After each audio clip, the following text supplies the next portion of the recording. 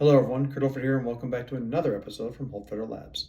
Today we continue on with Gioco Stretto, and we're going to be looking at the first play that comes off of that crossing that we see before, and we'll be moving into how we utilize Stretto once again to be able to work against somebody with the footwork. If you remember what happened last time when we were talking about with Gioco Largo, all the movements right there, we talked about how we were sidestepping across the way here. So it's a wide place way of being able to shift around and cause almost bigger sweeping motions.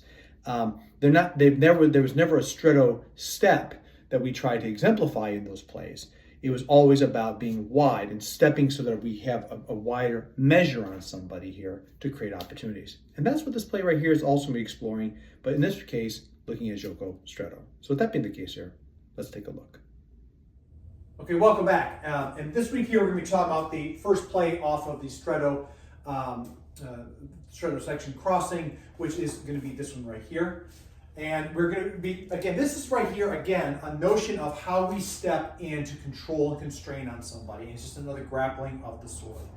Now, of course, depending on how things happen here with the sword itself, is the bind, is the break. And one of the reasons why we're using these metal ones right here, we'll go back to the other sharp sims, is because eventually when we start going to levering and action, these actually, in my opinion, give a greater way of being able to depict. Unfortunately, those sharp sims, the tips are a little bit broad than what is a classical 15A based off the Oakshot Institute. And these are a little bit easier because when we start getting the grapples, it's going to make a little bit more sense, especially when it comes down to the rigidity of the sword. So with that being the case here, we're going to look at this first play right here. And again, a big part of this play we want to talk about first is that it talks about looking at the play right before, which is the crossing right here. And then as you're going to go into another sequence of actions. The thing I want to make sure we bring to everyone's attention is that I do not believe that Fiore is telling us in this manuscript that this is the only way to cross Stretto is this right here. That is not what I believe at all. Combat is fluid, and you know what? If you only train to one spectrum of fight right here, then what ends up happening is you're going to go against people that do things and not be able to adapt to that, which means you have to have these things as teaching notes. The whole picture of Stretto and Largo, to me, again, all they are talking points to allow an instructor to be able to give people different actions and how they can do things. Case in point, we were talking last week about how we can cross in different ways, right? Well, one thing we did not talk about, actually we'll switch sides for this, is if Mr. Connor decides to, we start out in Tutto Porti Ferro, if he decides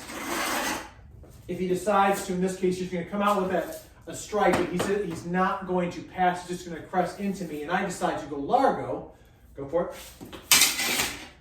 We find ourselves into the exact positioning that Fiore shows within the manuscript about the breaking by going Largo. So again, you can't just look, this is him using a Stretto alignment, and I'm using a wide measure to go around, which gives us the concept, which is why we look at these images right here to teach concepts that allow us to go into the greater purpose of the fight. And with that, I digress to the point. So, to get back to that, we're going to go to the node in which Fiore shows in the manuscript, which crosses looks like this. Okay?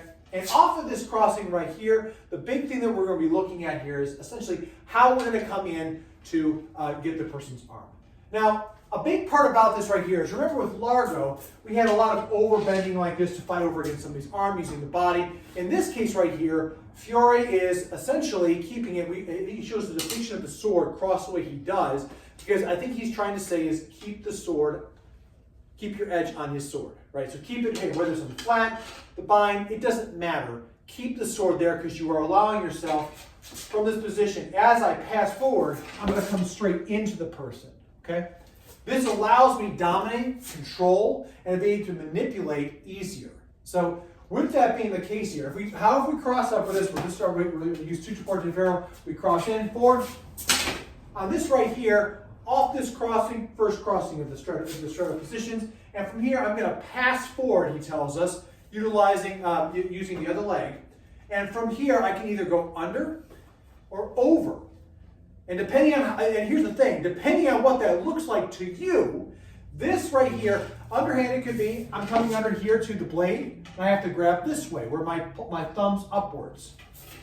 Underhanded might also be coming under this way here, which means, again, I'm coming over top this way. Again, the blade's still there. From this position here, coming over top, again, could be pushing over top this way. So either way, it doesn't necessarily matter. The important thing about this certain play is it teaches a functionality that will be very important later on when we start talking about contending with blows and strikes that deal with a crossing on the sword. So regardless of where we're at right here, there's places later on in the sword here where if he decides to push in at me, like towards me, and this right here, we have plays which allow us to come across this way here to grab the arm. Or we also have plays where we come across here and we start grabbing into this right here. We'll talk about those later on. But ultimately here, what are we dealing with here? We're dealing with contending on a control, maintaining structure, aggressively moving in, allowing overtaking of this, which allows me to then pull the sword off to get wherever I need to be in place right here. Or even from here, I can also keep my sword here in place to stick him in different areas. It's not a complicated play. And again, depending on how you make this covering and crossing, it is just another way of being able to get over or under, depending on how they work with you on this. A couple of variances on this right here. Again, if I come from the left side, so we go to Dente di Chingara, in this case right here, and what we're going to do here is we're going to cross up into a Stretto crossing. So you'll pass forward to this. So in this place right here, I can't grab over top into the hands, but what I can do is as I step in, I can secure his hand here, which allows the same kind of consideration onto the sword. I can also from here come underneath, which allows me to come around here to the other side. Again, it's using the over and under based off of crossing. So I can grab the handle of the sword, which is really nasty, especially if I can yank it out. Strikes in here.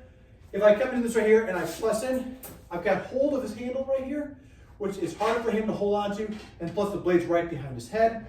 Same kind of concept. That's coming this way, or I can come underneath this way, which allows him to rotate and turn it out of the way here, which allows for a different type of strike in there.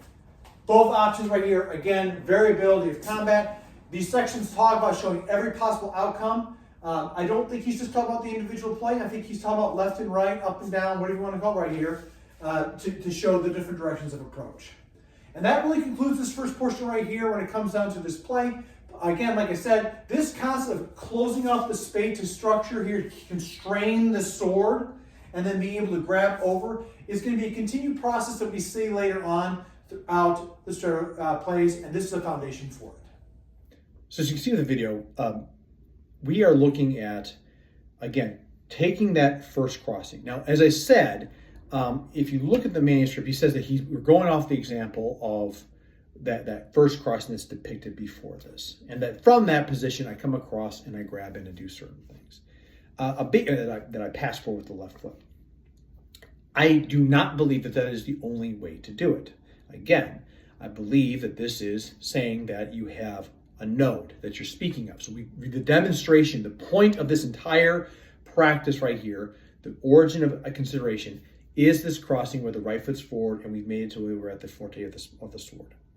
From there, how do we create opportunities to get different opportunities against somebody? Personally, like I said, this play right here is much more about someone who's larger and stronger and knows that they can dominate in that Stretto crossing at the forte and be able to push across and to get into a spot that dominates. The Stretto step off to the side is incredibly effective because what it allows us to do is that by moving this way directly on somebody, it forces the person to collapse. Now, the image, it's impossible to see this with the image right here, but again, from my perspective, based off the theory of Stretto being much more of a direct approach versus a wide approach, it makes a lot of sense because it forces much more weight onto the lead arms. And the image itself might just be that happening in motion. Again, we demonstrated this with being on the left side and the right side because in many ways, again, there are 7 blows and there are 3 crossings and there are 2 avenues of approach. And if you put all that together right there and you sprinkle in the 4 usages of the sword, that is the binding, striking, covering, and breaking, you have a huge algorithm of possibility where things can happen.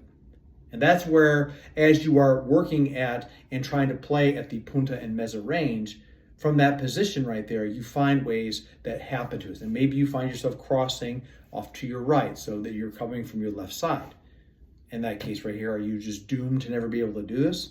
I don't think so, and I don't think Fiore thought so either. So that right there is just a way of us being able to look at and to keep that in mind, because you never know what you're going to snag when it comes down to striking. You never know what you're going to snag and bind against, so you have to be ready to be able to use the right footwork for the situation. And that's really what this is really a testament for, at least to us. So with that being the case here, please don't forget, like, subscribe, share with a friend, hit that bell to be notified with new content happening out there, and leave a comment below. Let me know what you're thinking about this play right here, if you've employed it, or any other thoughts that you have in regards to Stretto and Largo. Be very curious to hear about that. So thanks again for stopping by with that. And as always, dear viewers, please stay safe out there, train well, and fight on. I'll see you all soon.